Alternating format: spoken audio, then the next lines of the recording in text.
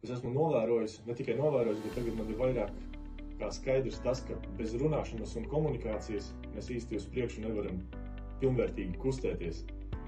Un ja kaut kas nav skaidrs, tad ir jārunā. Ja par kaut ko šaubies, vienkārši runā. Viss.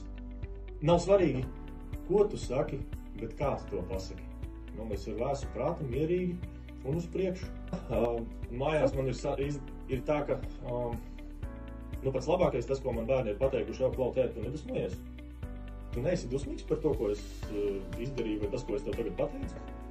Sieva ir pateikusi tādu, ka jau klau, šīs visas tēmas, par kurām mēs šobrīd atkal runājam, kārtējo reizi, ja, tā neesi aizsvilies.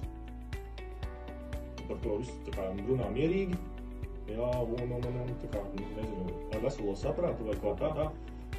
Darbā pats labākais, kas man bija, kā jau es arī tev tikko minēju vienu piemēru, ka man bija ļoti liels prieks, ka mums veidojās ar kolēģiem diskusija, kur mums atšķīrās viedokļi. Un man arī kolēģi pateica, ka Mārtiņ, mūsu viedokļi atšķirās, viss un beidzam tēmu. Es saku, nē, tas ir super, ka mūsu viedokļi atšķirās. Un foršākais tajā visā ir tas, arī kā mēs diskutējām un izdiskutējām, mums bija mērķis tā kā nonākt uz pozitīvas nots, pozitīvas iznākums, lai būtu, ja mēs nepalikām strīdā, un tas arī bijis man vienmēr, lai arī par ko mēs diskutētu un kā mēs diskutētu, ja paliekam kā draugi, vienalga, ja pozitīvs rezultāts, esam viensprāts vai neesam viensprāts, bet mēs varam par to mierīgi izrunāt. Tikai vienīgi pozitīvi.